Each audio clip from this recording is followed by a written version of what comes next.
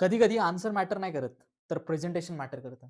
जो पेपर आता तुम्हाला स्क्रीनवरती दिसतोय माझ्या मागे, तो इंग्लिशचा पेपर आहे आणि त्यामध्ये स्कोर जो आलाय, तो आलाय 75. मला एक सांगायचं आहे, की 75 हा स्कोर बऱ्यापैकी खूप चांगला आहे. पण तुम्ही 76 आणि 76 एंड हाल्फचा प्रयत्न डेफिनेटली करू शकता. ह्या पेपरला थोडंसं बारकाईने बघायचं आपल्याला. कारण जसं तुम्ही आन्सर लिहिता, त्यापेक्षा भाषेच्या पेपरला, लँग्वेजच्या पेपरला you have to more focus on presentation. Presentation खूप चांगला असेल, तर कदाचित आपल्याला आपले हातचे मार्क जे जातात आहे, ते जात नाही आणि थोडेसे जास्त भेटण्याची शक्यता अजून वाढते. आता ह्या मुलीचं वर्णन करायचं झालं, तर ह्या मुलीचा पेपर जो आहे, तो बऱ्यापैकी तिला 97% पडलेत. म्हणजे तिला बोर्ड्सला 97% हे खूप चांगले पर्सेंटेज आहेत आत्तापर्यंतचे. दुसरी गोष्ट, की तिला इंग्लिशला म्हणजे इंग्लिशची जी बेरीज आहे ती 75 ची. आता आपल्याला काय करायचं, तिचा प्रॉपर जो पेपर आहे तो डिटेलमध्ये बघायचा आहे. सो मी सगळ्यात महत्त्वाचं, की तिने कशी सुरुवात केली, ती क्वेशन नंबर 1 कसा, आता सेक्शन ए जो आहे तिचा, तो प्रॉपरली नाही म्हटलं तरी हा प्रॉपरली 20 मार्काचा जो आहे, तो प्रॉपरली तिला भेटलेला आहे. सेक्शन ए तिने प्रॉपरली लिहिलाय. याला तुम्ही बॉक्स केला तरी खूप चांगलं होईल. दुसरी गोष्ट सगळ्यात महत्त्वाचं क्वेशन नंबर 1 ए मध्ये A1 मध्ये ती आहे आणि त्यामध्ये A1 मध्ये ती पहिला क्वेशन सोडवते. प्रेझेंटेशन बघायला गेलं तर ह्याच पेपरचं तुम्हाला प्रेझेंटेशन प्रॉपरली शांततेने भेटेल. तिने क्वेशन लिहिलेला आहे. तिने एरोचा उपयोग केलाय. जर तुम्ही प्रॉपरली पाहिलं तर आन्सर लिहिण्यासाठी तिने एरोचा उपयोग केला, की ट्रू आणि फॉल्स तिने लिहिण्यासाठी काय केलंय, एरोचा उपयोग केलेला आहे. दुसरी गोष्ट सगळ्यात महत्त्वाची, जेव्हा तुम्ही खाली येता, खाली आल्यानंतर त्यांनी क्वेश्चन सुद्धा A2 चे क्वेश्चन्स प्रॉपरली सोडवलेत. पुढे गेल्यानंतर तसं आपण काही ॲक्टिव्हिटीज त्याच्या बघूया. त्यांनी ॲक्टिव्हिटीज कशा लिहिल्यात. ओके. तुम्ही जर प्रॉपरली पाहिलं तर मी अख्खा पेपर तुम्हाला स्क्रोल करून दाखवतोय. हा अख्खा पेपर स्क्रोल करून दाखवण्याचं कारण एकच आहे, की तुम्ही खाडाखोड नक्की बघा. किती वर्ड्स तिने स्ट्राईक आउट केलेत. म्हणजे तुम्ही फॉर एक्झाम्पल एखादी गोष्ट चुकीची लिहिता. तर चुकीची लिहिल्यानंतर तुम्ही ती दुरुस्त करण्याच्या नादात तो वर्ड खोडता आणि त्याच्या बाजूला तो करेक्ट वर्ड लिहिता. पण हिने एक सुद्धा वर्ड चुकवलाय का ह्या 3 तासामध्ये नक्की बघा. त्यानंतर पुढे कॉम्प्रिहेन्शन, ग्रामर तिचा आपण प्रॉपरली बघू. कारण आपल्याला संपूर्ण पेपर तिचा बघायचा आहे, की तिने कशाप्रकारे पेपर लिहिलाय. आता इथे अंडरलाईनला तिने प्रॉपरली अंडरलाईन एकदम डार्कमध्ये केलेली. म्हणजे अंडरलाईन दिसली पाहिजे, की तुम्ही त्या गोष्टीला अंडरलाईन करताय. स्पेलिंग मिस्टेकवरती तिचा फोकस करा, की तिने स्पेलिंग मिस्टेकवरती पूर्णपणे फोकस केला नाहीये.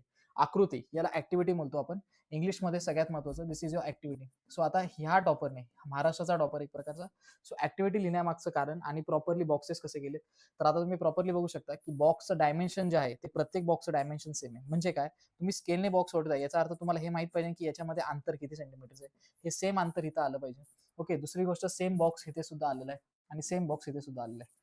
कधी-कधी तुम्ही ॲक्टिव्हिटी क्वेशन पेपरमध्ये जी बघताय, याचा अर्थ तुमच्याकडे आढावा आहे, की मी हे बघून मला माझ्या आन्सर शीटमध्ये रिप्रेझेंट करायचे, म्हणजे मला किती जागा लेफ्ट साइडला सोडायची आणि राइट साइडला सोडायची.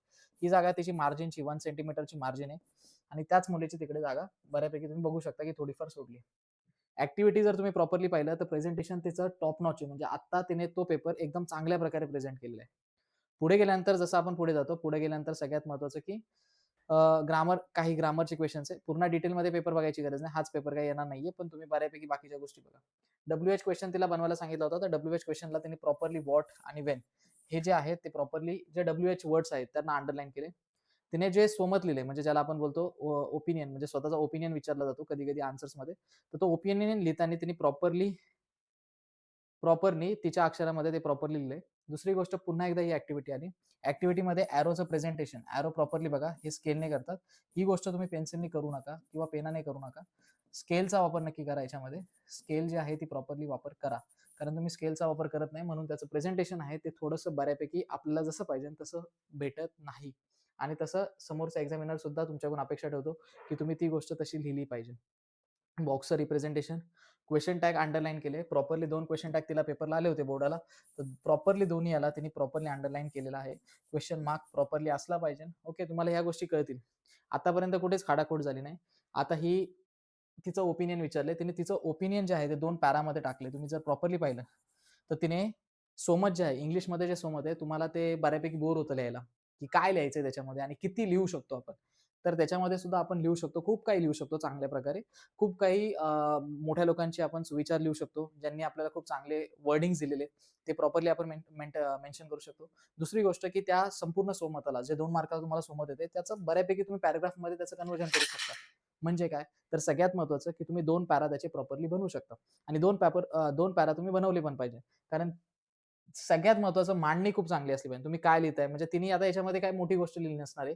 पण तुम्हाला बऱ्यापैकी तिने काय सांगितलं, according to my opinion it is very important to take exercise regularly. म्हणजे रोज व्यायाम किंवा एक्सरसाइज केली पाहिजे, प्राणायाम केली पाहिजे. Exercise performs a major role in our life. If you if one exercises regularly, then he she feels fresh throughout the day. काय याच्यामध्ये खूप काय असं लिहिलं होतं का? नाही. बेसिक लिहिलं होतं, पण लिहिण्याचा अंदाज आणि लिहिण्याचं पॅराग्राफ जे म्हणजे प्रेझेंटेशन आहे ते खूप चांगलं लिहिलं. दुसरी गोष्ट, this makes him her energetic and young. Exercising also helps one in studies. एकदम शॉर्ट शॉर्ट सेंटेन्स बनवले, खूप असं काही मोठं लिहिलेलं नाही. कारण फॉर एक्झाम्पल मी जेव्हा स्क्रोल करतो मला वाटतं की ती खूप हुशार मुलगी आहे, किंवा बऱ्यापैकी सगळ्यांना हा पॅटर्न समजत नाही की ते ठीक आहे, तिने प्रेझेंटेशन खूप चांगले केले, वर्ड्स कट नाही केलेत, वर्ड्स स्ट्राईक आउट केले नाहीये, एक पण स्पेलिंग तिची चुकली नाही, कारण तिने तेवढ्या अवघड स्पेलिंगचा प्रयोग नाही केलाय, खूप सोप्या स्पेलिंगचा प्रयोग केलेला आहे. If a student exercises regularly, he she, आता इथे ही शी वापरते ती लक्षात घ्या. ही आणि शी नुसतं एक वर्ड नाही वापरते, ती दोघांच्या सहमतीने बोलते. मुलाच्या पण आणि मुलीच्या पण, विद्यार्थी पण आणि विद्यार्थिनी पण. He she can concentrate much more on studies. So exercise should be taken regularly. इथे तिचा आन्सर काय झालं, पूर्णपणे सोमत संपलेला आहे. ही गोष्ट तुम्हाला समजली पाहिजे की ती कशी बऱ्यापैकी नाही कोणतं वर्ड स्ट्राईक करत आहे, नाही कुठे काय करत आहे. सोमत एकदम प्रॉपरली लिहिते. 2-2, 3-3 पॅराग्राफ्स मध्ये तुम्ही तुमचं सोमत मेन्शन करू शकता, जेणेकरून तो बेनिफिट तुम्हाला तुमच्या मार्कांवरती लगेच असर दिसेल. आता पुढे गेल्यानंतर जेव्हा मी स्क्रोल करतो खाली, आताशी फक्त 10च पानं झालेत.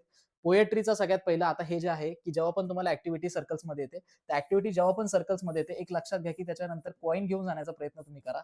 एक पॉईंट तुम्ही घेऊन जाऊ शकता आणि तो पॉईंट तुम्ही ठेवा, जेणेकरून तुम्हाला ते गोल करता येतील. कॉइन नसेल तर तुम्ही बऱ्यापैकी राउंडरचा उपयोग करू शकता, कारण जेणेकरून तुम्हाला बेस्ट फायदा हा होईल. सो राउंडरचा उपयोग तुम्ही डेफिनेटली करा, कारण जी आकृती तुम्ही काढताय त्या आकृतीवरती सगळ्यात महत्वाचं की तेवढा इम्पॅक्ट पडला पाहिजे आणि त्याच्यामध्ये स्पेलिंग चुकल्या नाही पाहिजे याचं भान थोडंसं ठेवूनच ती आकृती काढण्याचा प्रयत्न करा.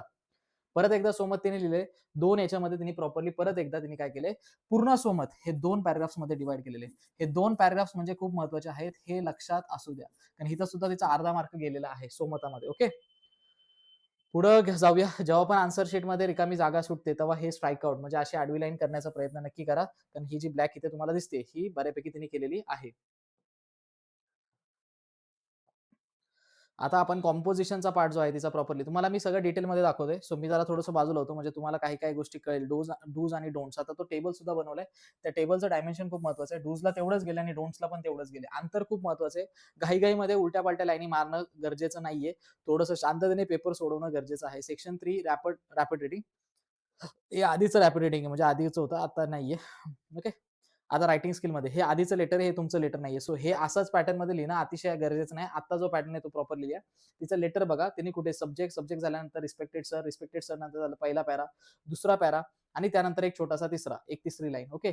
आणि त्यानंतर तिचं लेटर संपलेलं आहे. सो मी आता तुम्हाला लेटर पण सांगेल की कोणतं पेपरला येणार आहे आणि तेच पेपरला तुम्हाला लिहायचंय, कारण दुसरं कोणतंच तुम्ही लेटर लिहायचं नाहीये. ओके. सो अशा प्रकारे संपूर्ण कॉम्पोजिशन आकृती-विकृती प्रॉपरली तिने काढलेली आहे. सो बऱ्यापैकी तिचा पेपर हा खूप चांगला आहे आणि असा पेपर तुम्ही तुमचा लिहिला पाहिजे आणि मेंटेन केलं पाहिजे हे प्रेझेंटेशन. आणि दुसरी गोष्ट की कोणतं लेटर येणार आहे, मी एकच लेटर देतोय की ते लेटर तुम्हाला 100% पेपरला तुम्ही वापरू शकता. मी एकच डायलॉग देतोय, तो 100% तुम्ही पेपरला वापरू शकता. त्यासाठी तुम्हाला बाकीचे व्हिडिओ बघणं गरजेचं आहे. 2026 चा 27 फेब्रुवारीचा पेपर हा बऱ्यापैकी मोस्ट आयएमपी सगळे मी व्हिडिओ बाय व्हिडिओ टाकलेले आहेत. आणि दुसरी गोष्ट की कोणतं लेटर येणार आहे दादा, एकच लेटर दे जे मी लर्न करून जाऊ शकतो आणि पेपरला लिहू शकतो. ते सगळे लेटर मी ॲपवरती अपलोड केलेले आहेत. ॲप प्ले स्टोअरला आहे आपला क्लास एआय दादा. आणि सगळ्यात महत्त्वाचं, इंग्लिश ठीक आहे, भाषेचा पेपर आहे, होऊन जाईल, इकडून तिकडून भेटून जातं, अशी सगळ्यांची कल्पना असते. पण सगळ्यात महत्त्वाचं की most IMP science 1, science 2, maths 1, maths 2 हे पेपर बऱ्यापैकी घातक आहे. आणि सगळ्यात महत्त्वाचं त्याचे आयएमपी भेटणं अतिशय गरजेचं आहे प्रत्येक मुलाला, कारण हे पेपर पुन्हा नाहीये. 10वी ही पहिली पायरी आहे आयुष्याची आणि सगळ्यात अमूल्य आहे. सो जे 7 पेपर्स सगळ्यात मोस्ट आयएमपी आहे, एआय प्रिडिक्टेड पेपर्स 2026 ज्यामध्ये आपण पुराव्या देखील, काही पेपर्स आपले जे आहेत ते डिक्टो पेपर महाराष्ट्र बोर्डात आले होते. काही प्रश्न त्याच्यातले डिक्टो पेपरमध्ये आलेले महाराष्ट्र बोर्डाच्या 12वीला पण आणि 10वीला पण, त्याचे व्हिडिओज ह्या चॅनलवरती आहे. हा व्हिडिओ तुमच्यापर्यंत पोहोचलेला आहे याचा अर्थ तुम्हाला एक संधी भेटते ते 7 एआय प्रिडिक्टेड पेपर्स प्रत्येक विषयाचे घेऊन आपले पर्सेंटेज वाढवण्याचे. कष्ट आई-वडिलांचं ह्या 13 वर्षाचं आहे. 3 वर्ष बालवाडीचे आणि 10 वर्ष हे संपूर्ण 10वी पर्यंतचे. तर ह्या 13 वर्षामध्ये आपलं नाव कुठे झालं नाही, पण ही शेवटची संधी आहे. शेवटचा आठवडा आहे. एक दिवस रात्री देखील तुम्हाला 7 एआय प्रिडिक्टेड पेपर्स एआय दादाचे भेटतात. पेपरच्या एक दिवस रात्र आधी, तरी सुद्धा तुम्ही तुमचा गेम चेंज करू शकता. कारण सकाळी पहाटे रिव्हिजन करताना असे मुद्दे तुमच्या डोळ्यासमोर येतील का तेच तुम्हाला 11 वाजता पेपरला दिसतील. सो सगळ्यात महत्त्वाचं लवकरात लवकर ॲप डाउनलोड करा आणि सगळे एआय दादाचे पेपर, सॅम्पल पेपर एकदा बघून घ्या. कारण एकदा सॅम्पल बघितल्यानंतर ठरवा की तुम्हाला घ्यायचंय की नाही घ्यायचं. संधी एकदाच असते. पुन्हा पुन्हा ती दरवाजे ठोकत नाही.